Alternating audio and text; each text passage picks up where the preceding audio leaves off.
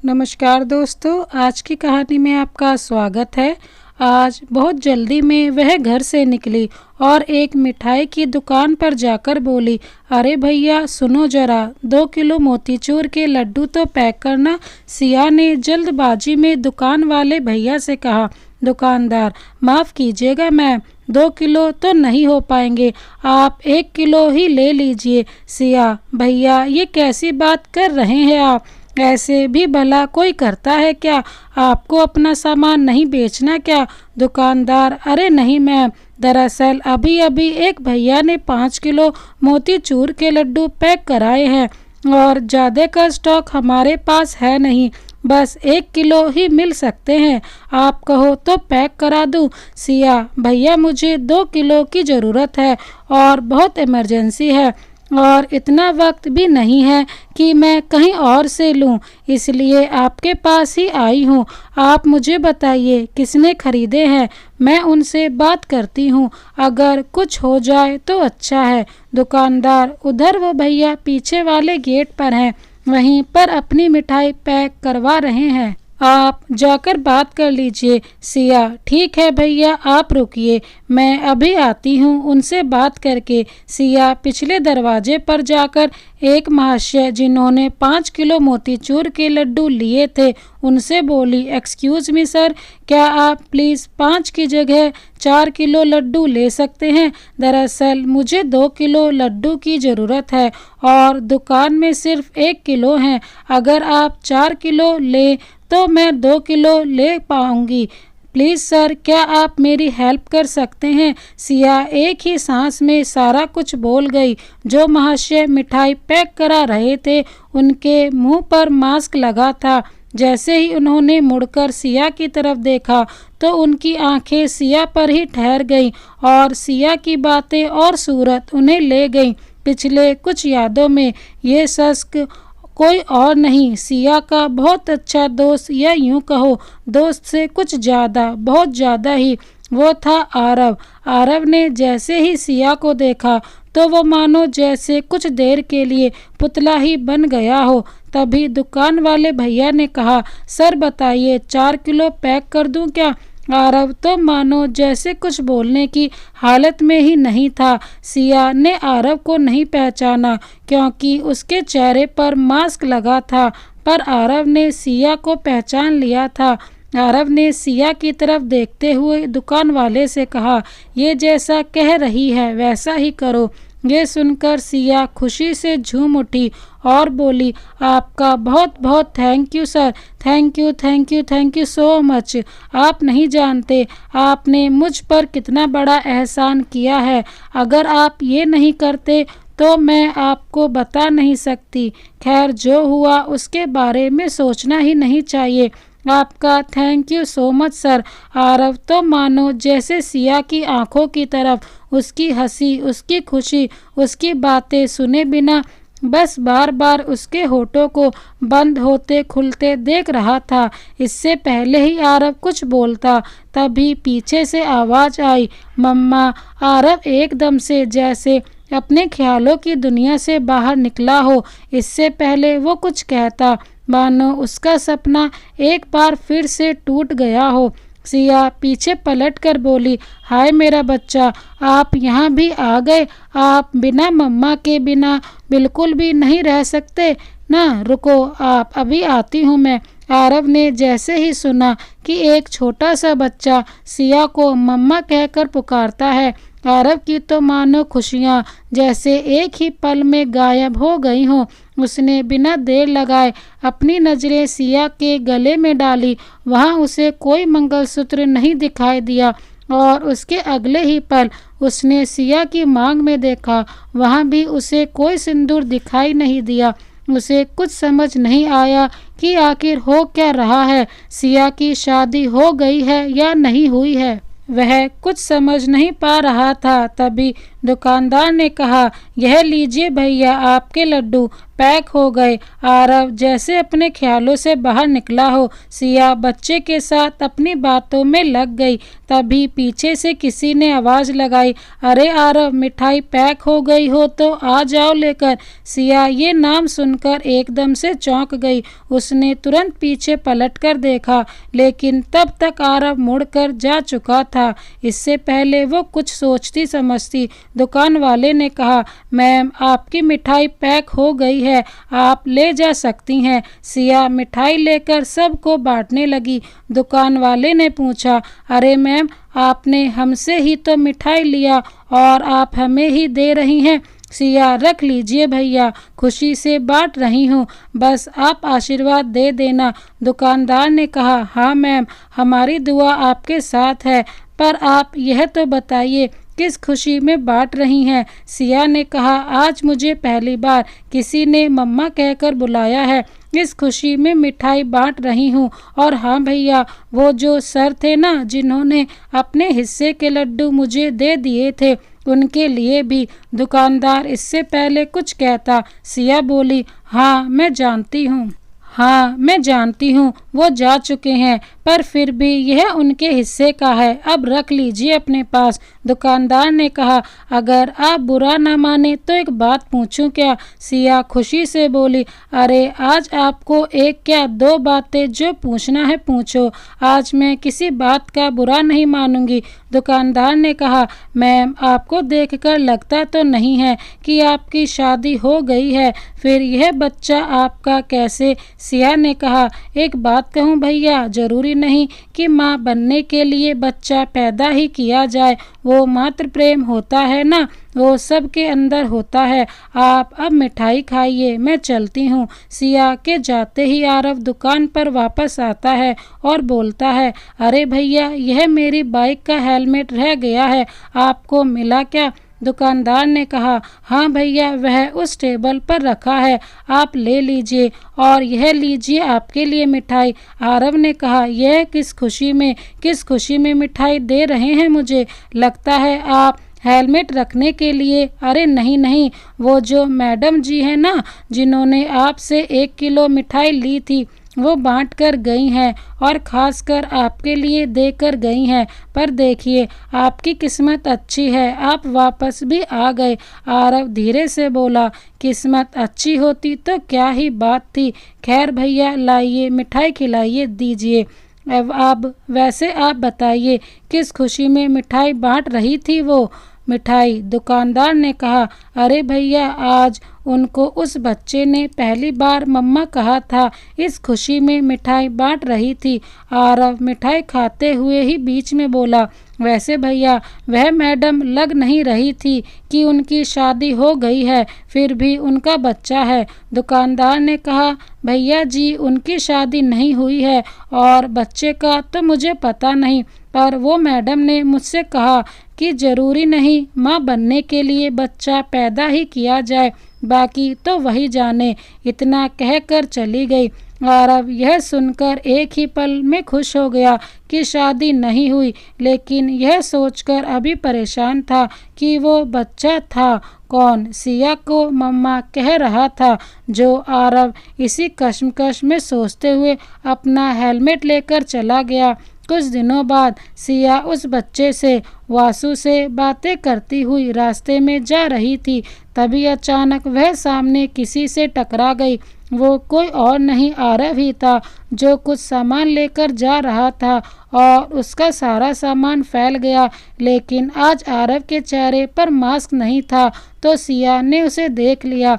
सिया ने आज आरव को न जाने कितने समय बाद देखा। वह कुछ कहती उससे पहले ही आरव ने जमीन से अपना सामान उठाते समय सिया के सामने सॉरी बोलने की लाइन लगा दी। सिया बस आरव को देखकर स्माइल करे जा रही थी। आरव बार बार सॉरी बोले जा रहा था।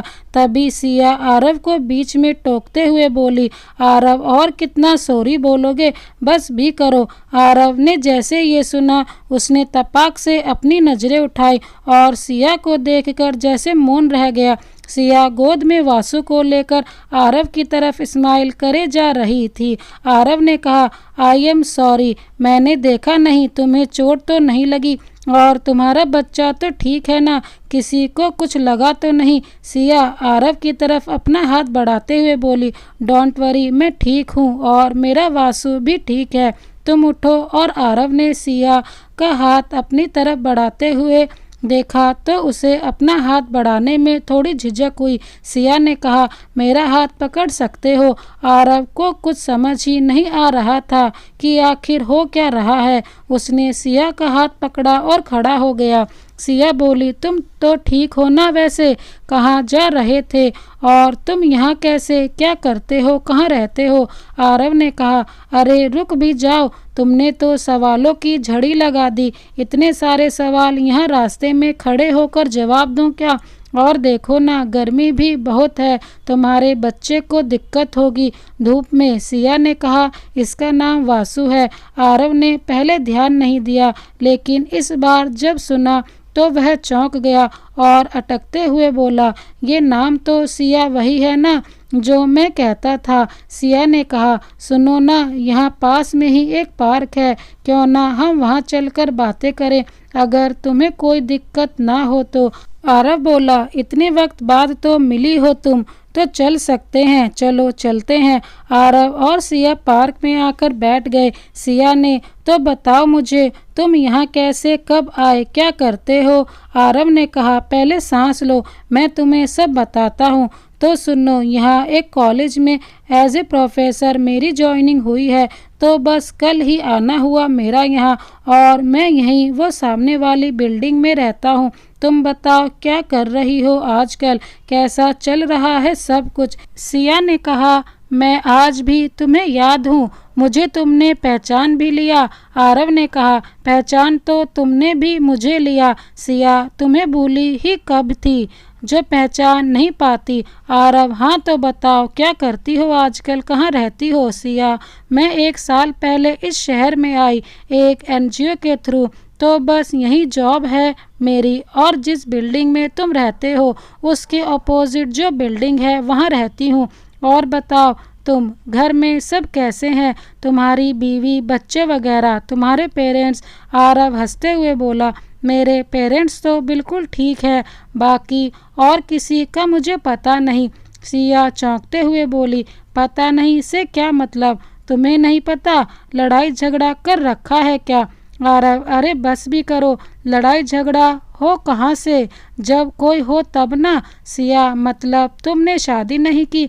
आरव, नहीं। तुम बताओ, तुम्हारी फैमिली में सब कैसे हैं, तुम्हारा हस्बैंड, तुम्हारा बेबी तो बहुत क्यूट है। Siya, thank you so much, तुमने मेरा वासु क्यूट लगा, बाकी हस्बैंड का मुझे भी नहीं पता कैसा है। आरव, क्या मतलब कैसा है? सिया, मतलब यही कि जब होगा तब बता दूंगी। आरव हैरान होते हुए बोला, मतलब तुमने भी? सिया हंसते हुए बोली, हाँ मैंने भी। आरव, पर ये वासु मैं समझा नहीं।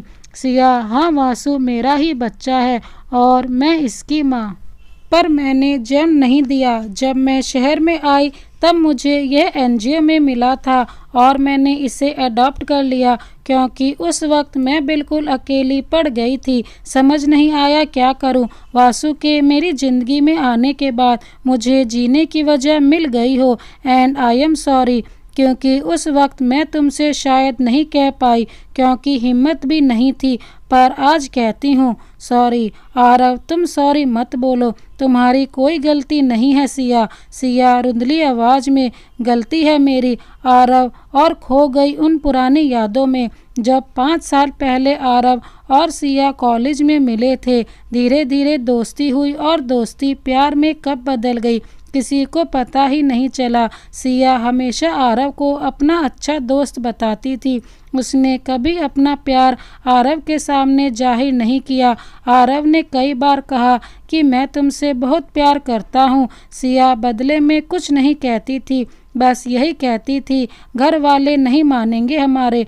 आरव ने कहा, तुम हाँ तो कहो, घर वालों को मैं मना लूँगा। सिया जानती थी कि घर वाले नहीं मानेंगे, और अगर वो हाँ कहेगी तो आरव को उम्मीद होगी और बाद में वह उसकी उम्मीद तोड़ना नहीं चाहती थी।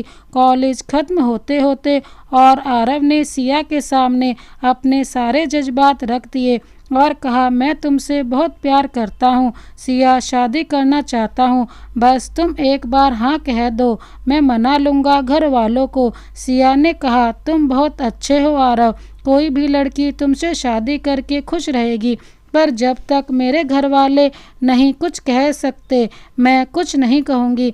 तुम कुछ दिन इंतज़ार करो, मैं घर पर बात करती हूँ, फिर तुम्हें बताती हूँ। आरव, ठीक है सिया, मुझे इंतज़ार रहेगा तुम्हारा। कई दिनों तक आरव सिया के कॉल का इंतज़ार करता रहा। फिर एक दिन सिया का फ़ोन आया और सिया ने कहा, आरव, मेरे घर वाले नहीं मानेंगे, हो सके तो मुझे माफ़ करना, अब शायद मैं तुमसे कभी ना मिलूं। यह कहकर सिया ने फ़ोन रख दिया। आरव ने खुद से कहा, नहीं सिया, तुम्हारी कोई गलती नहीं है, मैं समझ सकता हूँ, तुम अपनी जगह सही हो। सिया ये सब सोचते सोचते रो गई। आरव ने सिया को चुप कराने की बहुत कोशिश की, लेकिन आज सिया का बांध टूट पड़ा। जो आंसू उसने बरसों तक अपने अंदर छुपाए रखी थी, आज वह सब बाहर निकल आए। सिया रोते रोते बोली, मुझे माफ़ कर दो आरव, मैं कभी तुम्हारे प्यार को ही नहीं समझ पाई। आरव ने कहा, सिया प्लीज़ चुप हो जाओ तो मैं उठकर चला जाऊंगा, अगर तुम चुप नहीं हुई ना। सिया, नहीं नहीं, प्लीज़ तुम कहीं मत जाओ, और आरव का हाथ पकड़कर उसे रोक लेती है। मैं नहीं रोती अब। आरव ने कहा, यह आंसू साफ करो और स्माइल करके दिखाओ मुझे। सिया झट से आंसू साफ कर स्माइल करने लगती है। तभी आरव और सिया एक साथ बोले, तुम बताओ तुमने शादी क्यों नहीं की, और बाद में हंस पड़े। सिया बोली, पहले तुम बताओ। आरव ने कहा, सिया, मेरी पहली पसंद और आखिरी प्यार तुम ही थी, तुम्हारे बाद किसी और के बारे में सोचा ही नहीं और ना ही कभी मन किया। तुम बताओ तुमने क्यों नहीं की। सिया, तुम्हारे बाद मैंने अपना सारा ध्यान पढ़ाई में, फ्यूचर में लगा दिया। फिर मैंने एनजीओ ज्वाइन किया, वहाँ का वक्त कब निकल जाता था पता ही नहीं चलता था। फिर जब यहाँ आई शहर में तो थोड़ा अकेलापन महसूस हुआ, और फिर मुझे वासु मिला तो लगा शायद यही कमी थी। आरव इससे पहले कुछ कहता, सिया बोल पड़ी, हाँ मुझे पता है तुम क्या कहोगे, यह वही नाम है जो तुम हमेशा मजाक में कहते थे कि मुझे अपने बच्चे का नाम वासु रखना है, तो बस वह रख दिया मैंने, इसी बहाने तुम भी मेरे साथ ही थे। आरव का दिल भर आया, लेकिन उसने बातें घुमाते हुए कहा, यह सब बातें ठीक हैं, अपनी बताओ, घर कब आ रही हो घूमने। मेरी माँ हमेशा से तुमसे मिलना चाहती थी, अब जब बताऊंगा कि तुम यहीं हो तो बहुत खुश हो जाएंगी। जल्दी बताओ कब आ रही हो। सिया बोली, आज तो नहीं हो पाएगा, कल शाम को आऊं तो चलेगा क्या। आरव, चलेगा नहीं दौड़ेगा, तुम बस मुझे फ़ोन कर देना, मैं खुद तुम्हें लेने आ जाऊंगा। सिया, अरे नहीं, मैं आ जाऊंगी, तुम बस मुझे अपनी बिल्डिंग से पिक कर लेना। आरव, अपना नंबर दो पहले, तभी कुछ हो सकता है। सिया अपने सर पर हाथ मारते हुए बोली, अरे हाँ, मैं तो भूल ही गई, मेरा नंबर नोट करो। और फिर बोली, अच्छा ठीक है, अब मैं चलती हूँ, कल मिलते हैं। आरव, और हाँ, कल भी मोतीचूर के लड्डू लेकर आना, मगर इस बार किसी और से मत कहना कि आप कम ले लीजिए। यह सुनकर सिया चौंक गई और बोली, क्या मतलब, मैं समझी नहीं। मतलब यही कि कल जिसके लड्डू तुमने कम करवाए थे वो मैं ही था। आरव हंसते हुए बोला। सिया हैरान होते हुए बोली, तुमने मुझे पहचाना नहीं। आरव, पहचान तो लिया था, लेकिन उससे पहले कुछ कहता। वासु ने तुम्हें मम्मा कह के बुलाया तो कुछ कहने की हिम्मत ही नहीं हुई। खैर वो सब जाने दो, मैं तुम्हें छोड़ दूं। सिया, नहीं, पास में एक आंटी के यहाँ जा रही हूँ, मुझे कुछ काम है, मैं तुम्हें कल शाम को मिलती हूँ, और चली जाती है। अगले दिन शाम को सिया आरव की बिल्डिंग के बाहर आकर उसे फ़ोन करती है। आरव तो बेसब्री से सिया का इंतज़ार कर रहा था और आकर सिया को ले जाता है। और घर आकर अपनी माँ से मिलवाता है। आरव की माँ सिया से मिलकर बहुत खुश हो जाती है। आरव कहता है, सिया तुम माँ से बातें करो, मैं कुछ देर वासु के साथ समय बिताकर आता हूँ। और वासु को लेकर छत पर चला जाता है। सिया की माँ कहती है, बेटा कैसी हो तुम? अच्छा हुआ जो भगवान ने तुम्हें आरव से मिला दिया। आज बहुत दिनों के बाद उसे खुश देख रही हूँ। आरव तो तुम्हारे जाने के बाद जैसे बिल्कुल ही अकेला हो गया था, और शादी तो उसने कभी की ही नहीं, और अब तो करना भी नहीं चाहता। मैं उससे कहते कहते थक गई, पर भगवान को कुछ और ही मंजूर था। मेरे आरव की जिंदगी उजड़ गई। और कहते कहते रुक गई। सिया हैरान होते हुए बोली, क्या मतलब आंटी? मैं समझी नहीं। आरव की माँ बात पलटते हुए बोली, अरे कुछ नहीं बेटा, ये बताओ तुम क्या खाओगे? सिया उनका हाथ पकड़ लेती है, नहीं आंटी, आप अब बात घुमा रही हैं। आप मुझे बताइए क्या बात है? कुछ तो है। कल मैंने भी नोटिस किया, और आरव जब मुझसे बात कर रहा था कुछ तो था जो मुझसे छुपा रहा था, पर मैंने उसे नहीं पूछा, क्योंकि इतने दिनों बाद मिले थे तो मैं इतना कुछ नहीं पूछ पाई। पर आप मुझे बताइए प्लीज़, क्या बात है? शादी क्यों नहीं की उसने, और होगी भी नहीं मतलब? आरव की माँ रोते हुए बोलती है, बेटा तुम्हारे जाने के बाद आरव का एक एक्सीडेंट हुआ था, उसके बाद वह कभी बाप नहीं बन पाएगा। और फूट फूट कर रो पड़ी। सिया उन्हें संभालते हुए बोली, आप रोइए मत आंटी, सब कुछ ठीक हो जाएगा। आरव की माँ सिया के सामने हाथ जोड़ते हुए बोली, बेटा आरव तुमसे आज भी बहुत प्यार करता है, वो तुम्हारी हर बात मानता है, तो उससे कहो ना शादी कर ले, किसी से तो करे। क्या तुम? इतना कहकर रुक जाती है। सिया शायद उनकी बात समझ चुकी थी, और उनके हाथ अपने हाथों में लेकर बोली, हाँ आंटी, मैं करूँगी आरव से शादी। आरव की माँ हैरान होते हुए बोली, उसका सच जानते हुए भी तुम उससे शादी करोगी? और तुम्हारे माता पिता, वो तो पहले नहीं माने ना, तो अब कैसे मान जाएंगे? सिया उदास होते हुए बोली, आंटी मेरे माँ पापा का एक एक्सीडेंट 1 साल पहले ही हो चुका था, और उनके बाद उस शहर में मेरा बिल्कुल मन नहीं लगा, इसलिए मैं यहाँ चली आई जहाँ मुझे वासु मिला, और अब जो भी है वही है मेरा। मैं भी प्यार करती हूँ आरव से, और आपसे हमेशा से करती थी, पर उसे कभी कहने की हिम्मत नहीं हुई, क्योंकि जानती थी मेरे घर वाले मानेंगे नहीं, और मैं आरव को परेशान नहीं देखना चाहती थी।